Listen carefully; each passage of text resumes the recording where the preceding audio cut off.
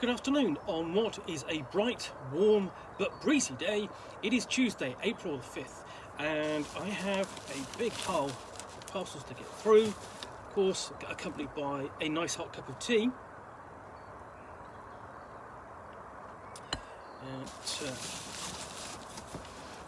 this one, and in here I've got a book I want to read.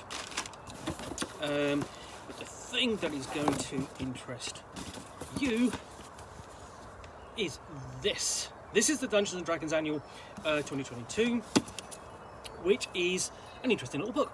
So the interesting thing about annuals is there's the Dragon magazine has had an annual for many years, or did have an annual for many years, certainly during the noughties, which was a collected edition of sort of some of the best content from the previous year, and that was primarily, I think, sort of like for sort of late third edition 3.5, and then of course fourth edition.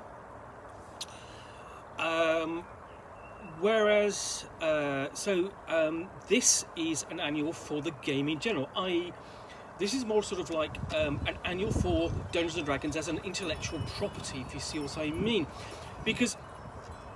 And it's more sort of like a very English or British tradition, because in the past you would have annuals based upon not books or comics on necessarily, although you did get that as well. So you had like a Beano or a Dandy annual at the end of the year, which typically would go into a Christmas stocking. But this is sort of more like a Doctor Who annual, if you see what I mean. It's based upon a sort of like a property, an intellectual property for the whole thing. And you get it all based on Doctor Who and various other television series.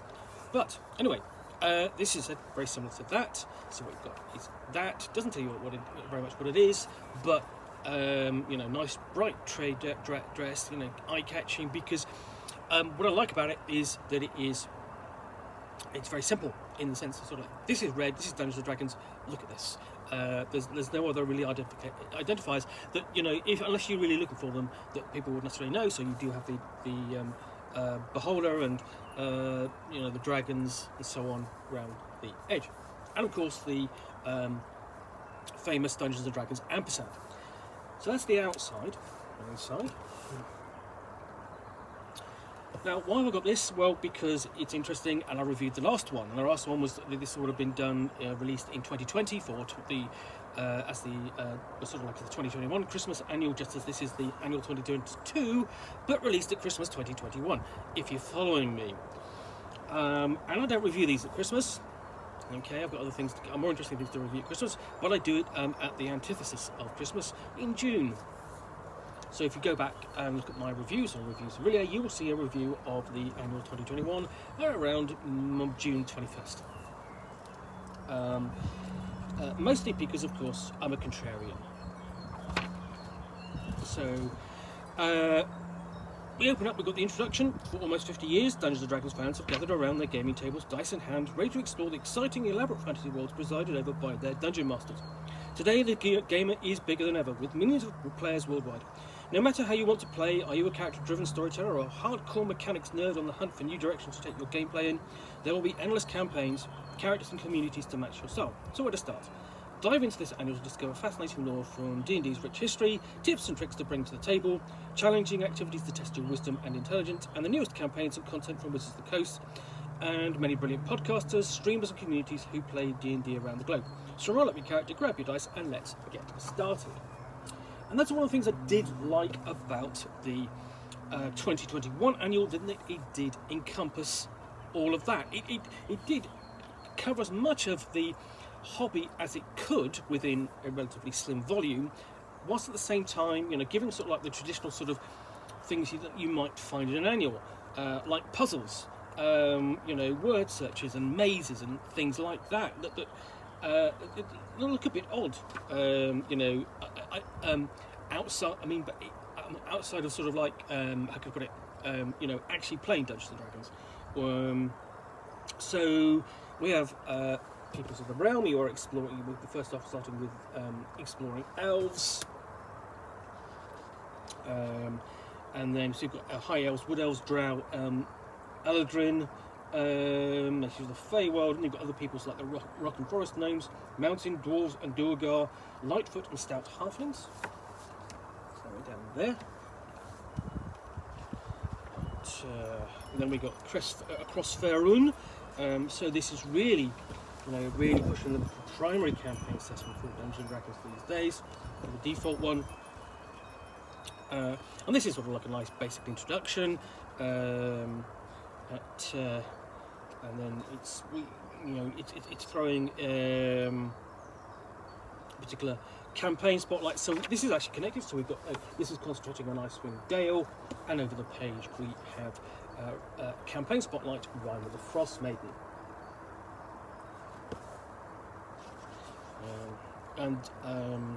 So we actually have a couple of those puzzles next. So we've got a dungeon crawl. Basically avoid the basically a puzzle, but basically a symbol sort of search as you try and get past the traps, and then we've got to escape from Ravenloft maze.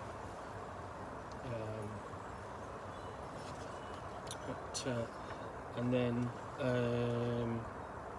we've got, again, concentrating still on Icewind Dale beyond the tabletop. So we're actually looking at the D&D Dungeons and Dragons computer game. I'm trying which one.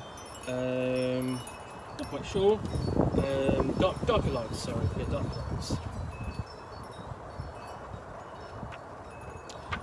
So next we have Heroes and Villains, so Drizzt Do'Urden and various characters from the region. So this is really very much a strong focus in here on Faerun, and interview with R.A. Salvatore, the author of the Drizzt Do'Urden books.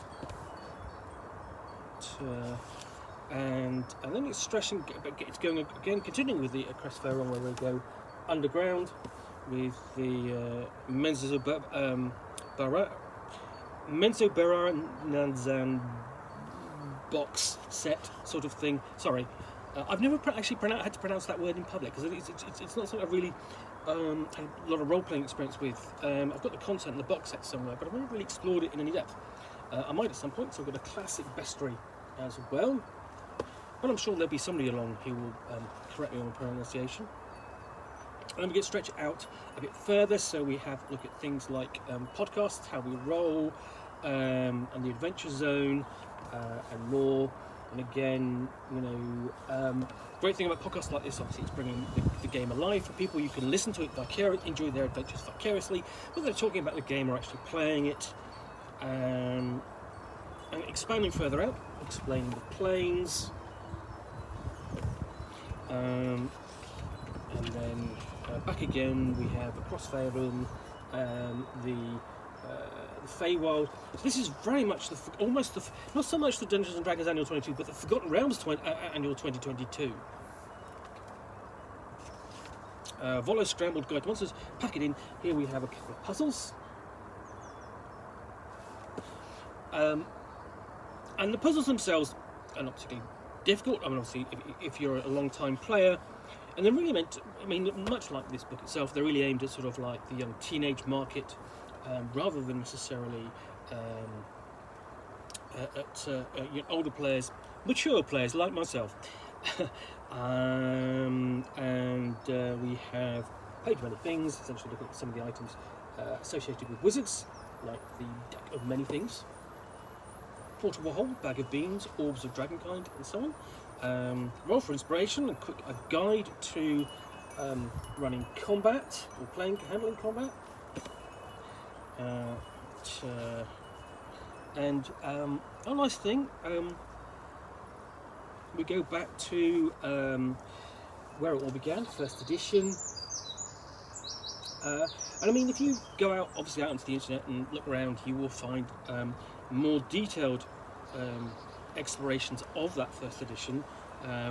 I've certainly reviewed the facsimile of it that Wizards of the Coast published in 2014.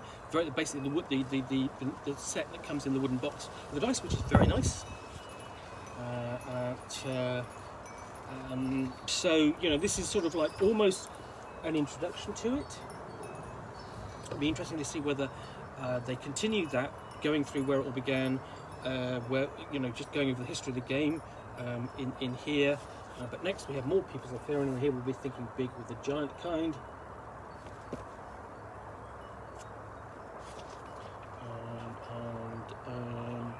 And then for Roll for Inspiration, we've got a guide to where can your scenarios begin or start. So yes, there is at a tavern, but also in prison, both a couple of and I suppose you're wondering why I all called you here and joined by either the big event, but I mean obviously at a tavern in prison. I suppose you're wondering why I all called you here. It's a bit of all our cliches 3. And then we have discussion and coverage of who Tasha's Cauldron of Everything, who Tasha's is, raised by the mother of witches, Baba Yaga, the legendary wizard dedicated life to the discovery of new, often volatile magic.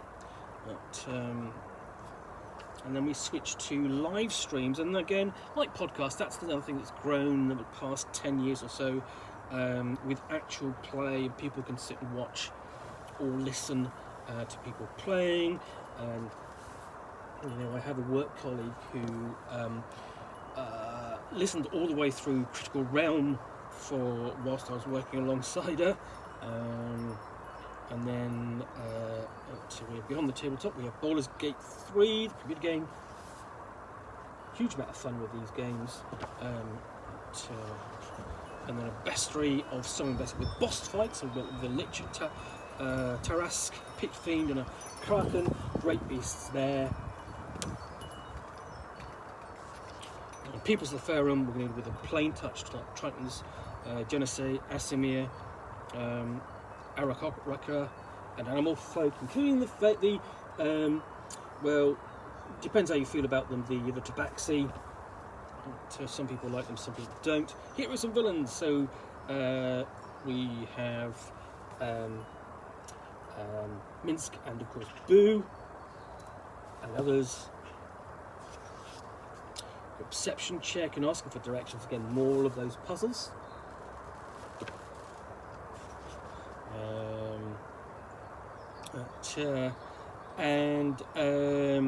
You basically find your people. D&D boasts more players than any other RPG with millions of fans worldwide. And then again, just talking about, this is really a discussion of talking about how to find people and create a community and start playing, because it's a big step.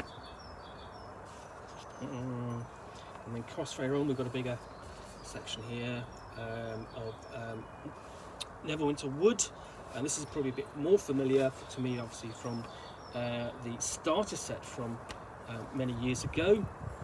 It shows you how often I am at playing D&D these days.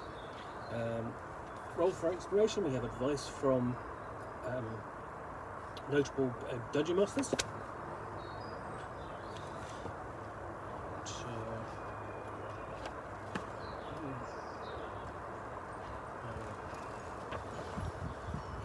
Sorry, just flipping through the pages. More best reads with oddities, and then Heroes and Villains, including Vecna. If you can, do find basically the story of the head of Vecna. It's hilarious. I always thought Vecna was a Grey Hawk villain, but I could be wrong. Nevertheless, and then we have a couple more puzzles, and this is a very traditional kind of puzzle. Make another shape using, moving these lines around using matchsticks. And who has matches these days? Not many, of course.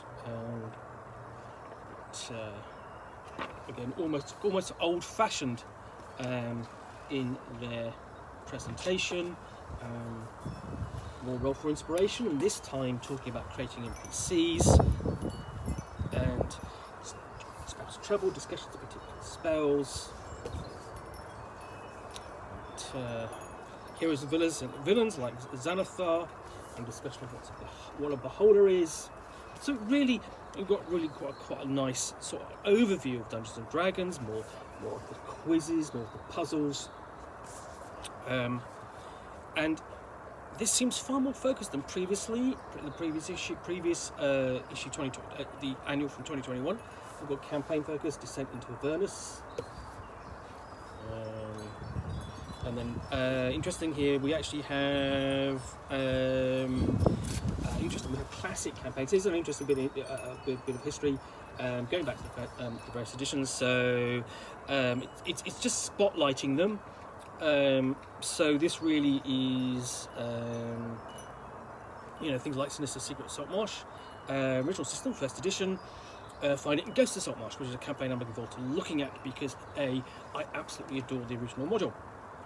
Bestiary, dragons of course, and then we have the intelligence check, which is quiz, which is essentially based upon all of the sections earlier in the book. But I mean, if you're a long-time player, you'll probably be able to answer all those questions. And the glossary, that's a nice addition. Almost as a sort of essentially is this. Here's a bit of a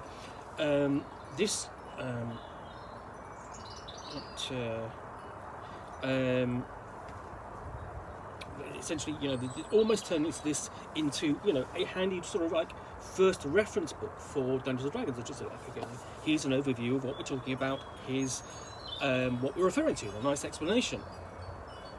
And then we've got the farewell. There's no book in the world that could possibly hold all there is to know about the world of Dungeons and Dragons. We hope this annual will provide a taste of what this incredible game has to offer. Okay, and I think that's a nice touch. And of course, at the end we've got the answers to the puzzle. So that's the Dungeons and Dragons Annual 2022, and I'm quite impressed by that. I think that's a nice introduction to the game, nice overview.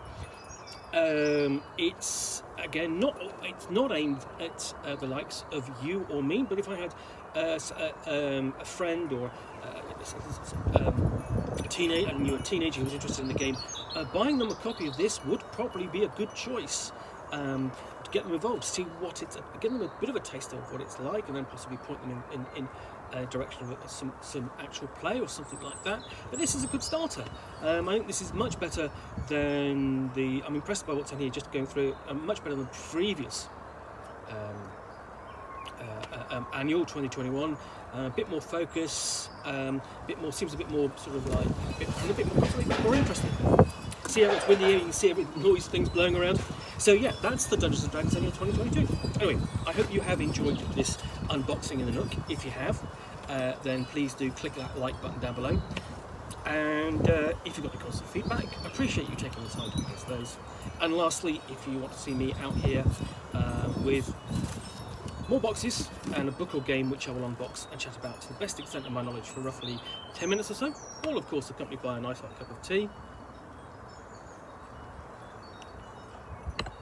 then please do hit that subscribe button. Once again, thank you very much for watching, and I'll be back again soon with another unboxing in the Nook. Bye for now.